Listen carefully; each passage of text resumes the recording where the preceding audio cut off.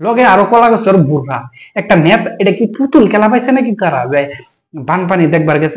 আসামের কংগ্রেস নেতা গৌরব গগৈ, তরুণ গগৈয়ের পুত্র গৌরব গগৈ আসামের প্রত্যেকজন রাজ্যে চিনে, কিন্তু একজন জ্ঞানী ব্যক্তি হয়ে একটা মূর্খামি কাম করছে। কারণ এরকম কাম একটা নেতার ক্ষেত্রে করাটা ঠিক না। আজকা ভাগ্যে ফেরাতে হয়তো বাচ্চা আইছে, যে কোনো মুহূর্তে একটা ঘটনার পরিস্থিতির মুখীন হইতো।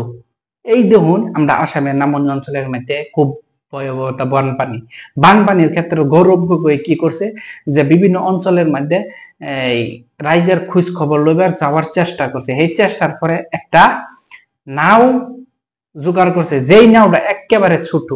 এই দেখুন একেবারে ছোট, এটার মধ্যে কোনো সেফটি নাই, কোনো কিছুই নাই।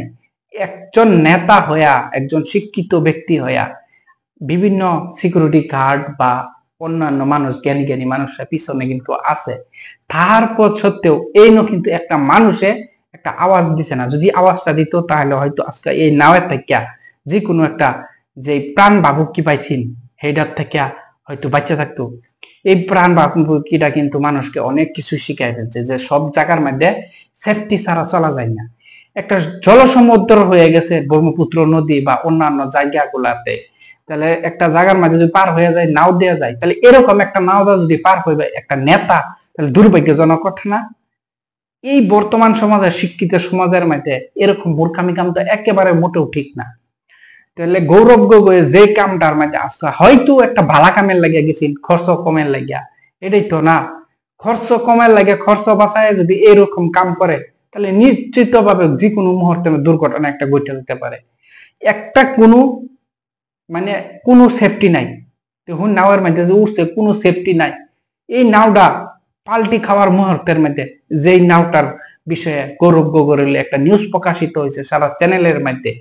কারণ এরকম সেফটি ছাড়া গৌরব গগৈ যদি বা বিভিন্ন নেতারা এরকম রাজ্যের খোঁজ খবর লইবার গিয়ে যদি নিজে এরকম দুর্ঘটনানিত হয়, যেই নেতারা নিজের সেফটিটা বাজায় রাখতে পারে না, নিজের কর্তব্য বাঁচায় রাখতে পারে না, তাহলে এর আগে রাইজের কি কর্তব্য পালন করবো কিন্তু? একটা বিশেষ একটা প্রশ্নবোধক হয় না? গৌরব গগৈ একজন শিক্ষিত মানুষ, খুব একজন পলিটিক্স লিডার, এটা আমরা সবাই একটু হলেও কম পাই। কিন্তু এই যে এই নাও দুর্ঘটনার মাঝে যে পতিত হয়েছিল, কোন মুহূর্তে বাচ্চা আছে।